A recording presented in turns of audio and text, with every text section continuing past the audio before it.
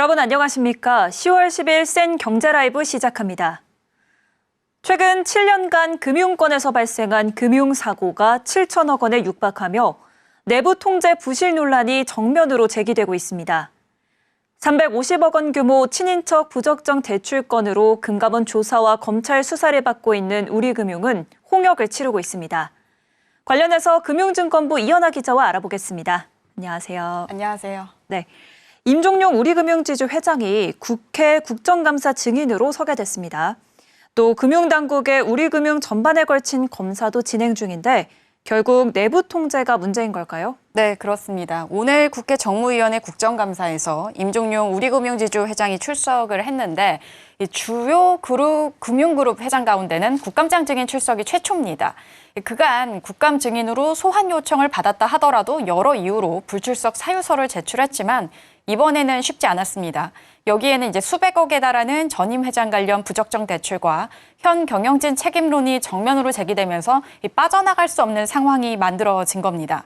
임 회장은 오후 국감에 증인으로 출석을 해서 책임질 일이 있으면 책임지겠다. 우리금융 신뢰를 떨어뜨린 점에 깊은 책임감을 느낀다고 밝혔습니다.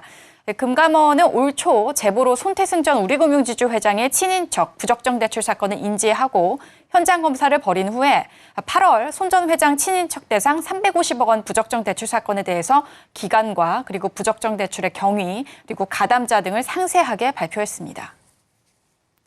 네, 우리금융 부적정 대출에 동원된 금융사가 은행만은 아니었죠. 그렇습니다. 이 추가 현장 검사를 통해서 밝혀진 결과 계열사 우리금융저축은행과 그리고 우리금융캐피탈도 각각 7억 원씩 총 14억 원 부적정 대출이 실행된 사실이 밝혀졌습니다.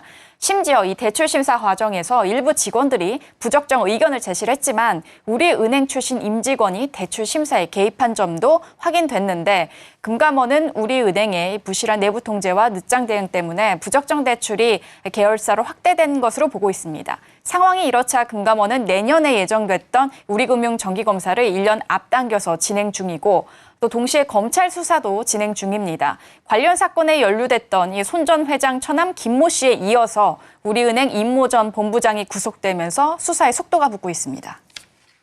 네, 농협은행도 연이어 터진 금융사고로 시끄럽습니다.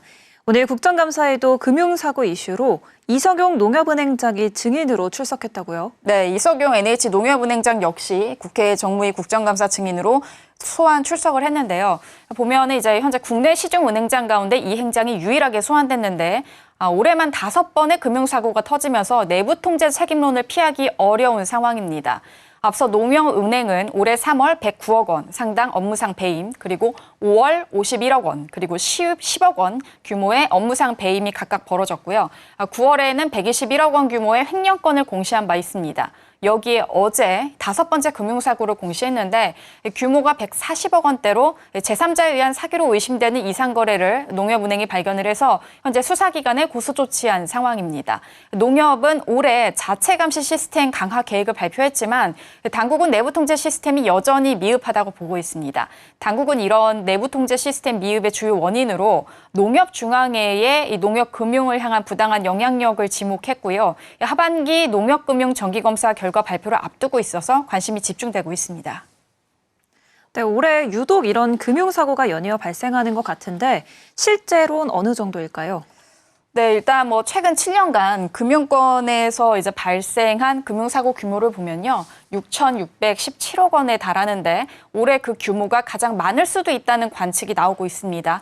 국민의힘 강민국 의원실이 금감원으로부터 받은 자료에 따르면 2018년에 936억 원이던 금융사고 규모가 2022년 1,488억 원으로 1,000억 원대 진입을 했습니다.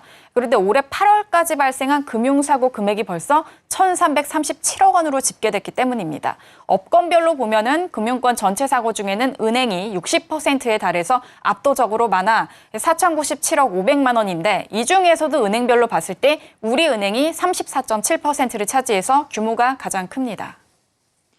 네, 그래서 이런 금융사고를 막기 위한 대책들이 예정돼 있는 거죠. 네, 일단 금융사고 예방과 내부 통제 강화를 위해서 이 책무구조도 도입이 내년 1월 예정입니다. 그래서 5대 금융지주와 은행들의 준비가 한창인 상황인데요. 일단 금융권 최초로 이 책무구조도를 제출한 곳은 신한은행이고 다른 금융사들도 이르면 이달 안에 조기 제출할 것으로 보입니다.